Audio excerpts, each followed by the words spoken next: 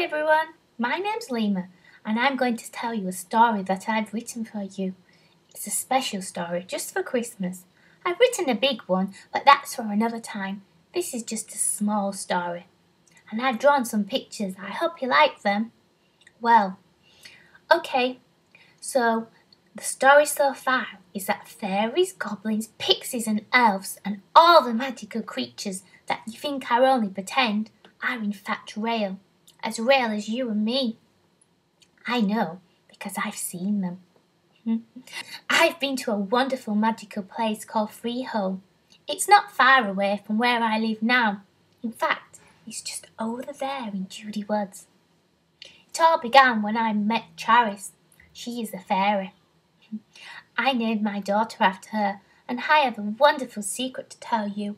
But not just yet. First you will have to listen to my story. It's called Charis's Christmas Wish. Busy getting her little tree house ready for Christmas. Her Christmas tree had just been delivered by Harry the Pixie, who owned the garden shop in Freehold. He and a wood pigeon called Pepper had managed to lift it in through the Charis's window.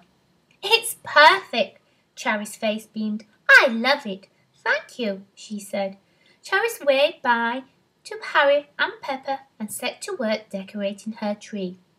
Charis had watched how the big people decorate their trees many times before through their windows. She would sit on the windowsills and peep in their houses.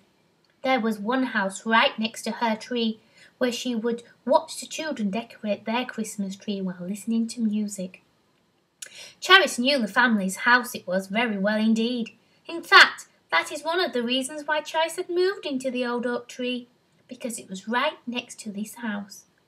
You see, a long time ago, before Charis the fairy was born, Charis's mummy had lived in a beautiful country called Ireland. One day when she was playing outside in the long grass, a little girl had suddenly trapped her in the jam jar. Now everybody knows that if you catch a fairy, then you must be granted 3 wishes. Charis's mummy was so frightened that she couldn't speak. She tried her hardest, but all that came out was, You must give me 3 wishes, said the little girl. But Charis's mummy couldn't speak, so the little girl decided to take her home to show her mum instead. She ran all the way down the lane to her house. Mum! Mum! She shouted. Come quickly! Now, it's against all magical law not to grant wishes to any big person who catches you, but Charis's mummy was so frightened that she quickly disguised herself as a butterfly, as not to be seen, because that's how fairies manage to fly around without us seeing them. The little girl's mummy came running out of the house.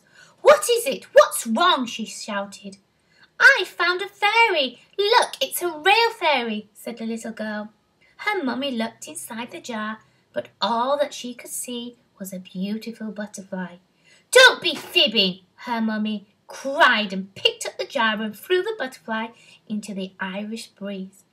The little girl was sent to bed for telling tales, and not long after that, the family moved away from Ireland to England. That's where we live now.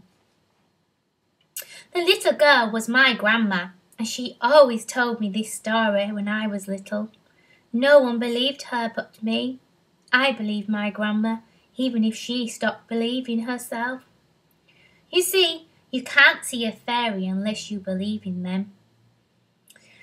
Anyway, Charis had moved into the tree to be right next to my house because she owed someone in my family 3 wishes. Charis's mummy had been the fairy in the glass jar, but had become very sick and on her deathbed had made her daughter Charis promise to find someone in the big person's family who believed, so that she could finally give the wishes away.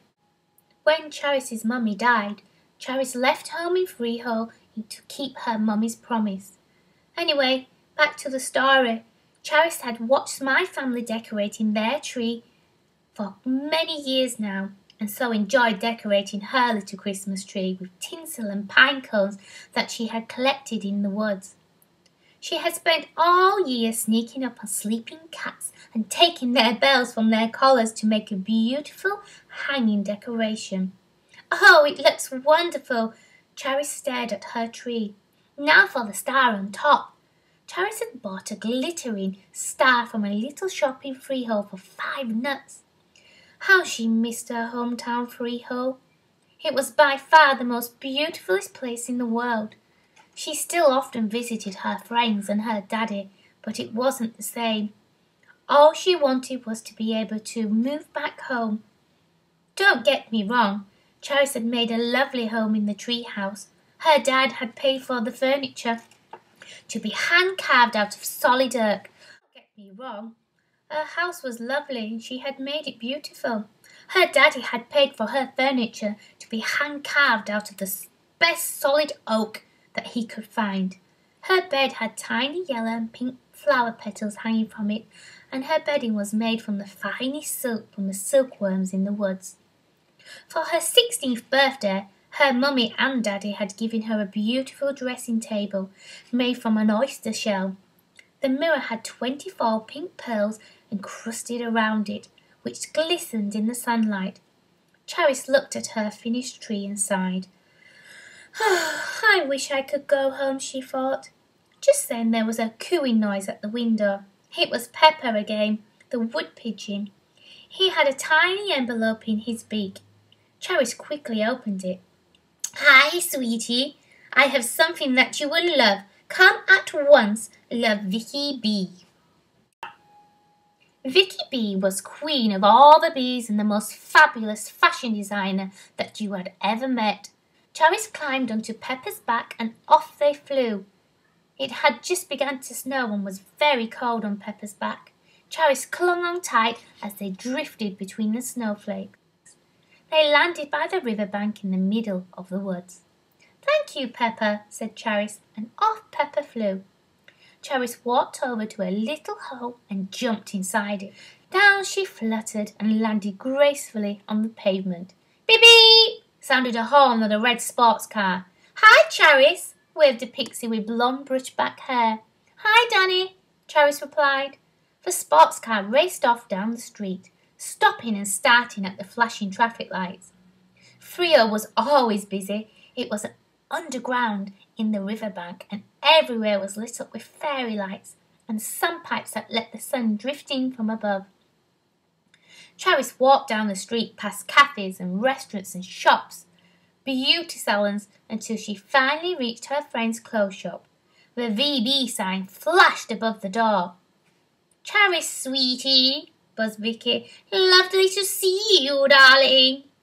Well, I've got the most beautiful dress for you to wear to your cousin Amber's Christmas party. Vicky held up a beautiful, tight-fitting orange and blue striped dress. It's lovely, said Charis, and gave Vicky a big hug. Thank you. Vicky B's shop was busy with everyone who was anyone, all wanting one of her designer dresses. I've designed it just for you, sweetie, said Vicky, because you are, after all, going to be the Queen of Freehold one day. Your daddy is getting rather old now. Don't say that, Vicky, said Charis. He's not old. He's only 112. Oh, sorry, sweetie. I'm just saying, maybe he will retire soon. Not until I've kept my mum's promise I made her and given the wishes away. Can't anybody help you? Vicky buzzed. No, you know that I can't use magic. It has to be given freely to someone who truly believes in fairies. Oh well, never mind. How about we grab a bite to eat before you go? I've booked a table at Jamie Otter's. That sounds nice, Charis smiled. As Charis and Vicky walked along the street, she could see smiling faces everywhere. Families playing on the beach, teenagers surfing on spider webs, cars being wound up and down, driven backwards and forwards along the roads, and the people waving to passers-by. How Charis loved Freehold. It was her home. Charis enjoyed lunch and then headed back home, sadder than ever. She had been away from Freehold for 5 years now. She couldn't bear to spend another 5 years away. Charis walked out into her tree branch and looked at the empty park. It was far too late for children to be out at this time. I wish I could give the wishes away, and then I could go home." Just then there was a jingling noise. Ho, ho, ho, ho, ho! A deep voice echoed through the night sky. Charis was frightened and ran inside and locked the door. She looked at her Christmas tree. Oh, it was Christmas Eve, she thought. Could it really have been Father Christmas? Charis opened the door and ran back outside. The night sky was empty and black. Never mind, she thought, and sadder than ever walked back to her door. The next morning Charis put on her new dress which Vicky had made her. "First I will visit my dad, then my friend Peach, and then I will get ready for Amber's party at 5 o'clock. Charis decided to enjoy flying on this crisp Christmas morning. She climbed into her little butterfly suit as not to be seen by the big people, and also it would keep her new dress clean. She fluttered through the park and into the woods and landed on a log near the river. Suddenly she was trapped inside a glass jar. She could hear voices around her and see big people. Her heart pounded and her legs began to tremble. "What a beautiful butterfly!" she could hear a young girl's voice. Charis remembered that she was disguised as a butterfly. "Keep calm," she told herself. She felt the jar being lifted and the lid screwed on tight. "Oh no," thought Charis. The young girl carried Charis all the way home. She could hear a voice of a big boy. "Throw that butterfly away or I'll squash it." Charis started to tremble again and hid her face in her hands. She didn't want to be squashed. She could hear a running sound up the stairs and she was shaking from side to side in the jar. Charis felt sick. Then she heard the noise of the lid coming off. Charis looked up. She flew out of the jar at once, but there was nowhere to escape. She was in a sort of bedroom. Just then she heard the young girl's voice. "Are you really a butterfly or a fairy? Just like my grandma found when she was small."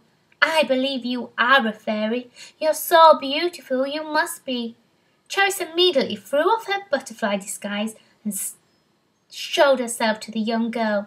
"You are a fairy. How wonderful. My grandma did see you all them years ago."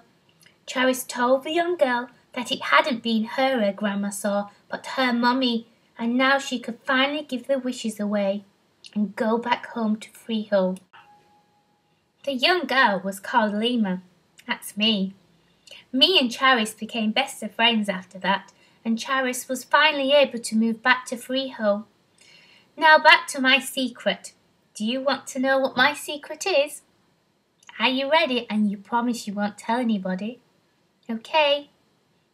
Well, my first wish that I wanted was to be a fairy too. I wanted to be a fairy whenever I felt like it, so I could fly and go visit a beautiful place called Freehold.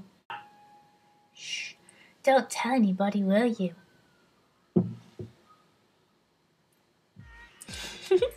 Bye for now. Till next time.